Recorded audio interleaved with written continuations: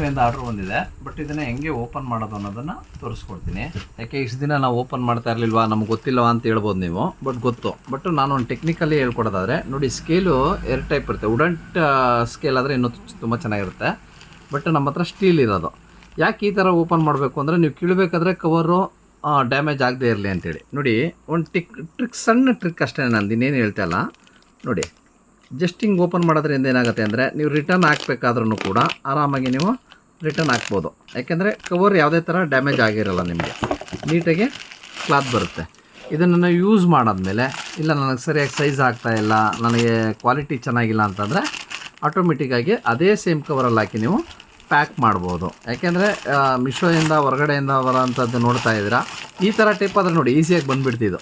ಈ cover easy type ನಿಮಗೆ ಇದು ಹಿಂಗಂದರೆ ಬಂದುಬಿಡ್ತದೆ. ಬಟ್ ಮಿಶೋದವ್ರದ್ದು ಸೇಫ್ಟಿಗೋಸ್ಕರ ಆ ಥರ ಮಾಡಿರ್ತಾರೆ. ಯಾವುದೇ ಥರ ಇದು ಕಿತ್ತಾಗಿ ಏನಾಗುತ್ತೆ, ನಿಮಗೆ ಕವರ್ ಹಾಳಾಗುತ್ತೆ. ನೋಡ್ತಾ ಇರ್ಬೋದು ಸುಮಾರು ಜನದ್ದು.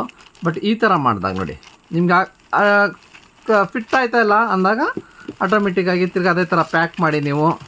ಎಕ್ಸಾಂಪಲ್ ನೋಡಿ, ಬಟ್ಟೆನೇ ಹಾಕಿ ತೋರಿಸ್ತೀನಿ. ಈಗ ಆಗ್ತಾಯಿಲ್ಲ ಸರ್, ನಮಗೆ ಕಲರ್ಸ್ ಚೆನ್ನಾಗಿಲ್ಲ, ಏನೋ ಇಷ್ಟ ಆಗ್ತಾಯಿಲ್ಲ ಅಂತಂದರೆ ರಿಟರ್ನ್ ಹಾಕೋದಕ್ಕೆ ಸೇಮ್ ಜಸ್ಟ್ ಒಂದು ಟೇಪ್ ಹಾಕ್ಬಿಟ್ರೆ ಸಾಕು. ನೀವು ಸೇಮ್ ಪ್ಯಾಕಿಂಗು ರಿಟರ್ನ್ನ ಕಳಿಸ್ಬೋದು. ವಿಡಿಯೋ ಲೈಕ್ ಆದರೆ ಲೈಕ್ ಮಾಡಿ. ತುಂಬ ಜನಕ್ಕೆ ಗೊತ್ತಿಲ್ಲ ಅಂತಂದರೆ ಇದನ್ನ ಶೇರ್ ಮಾಡಿ. Thank you.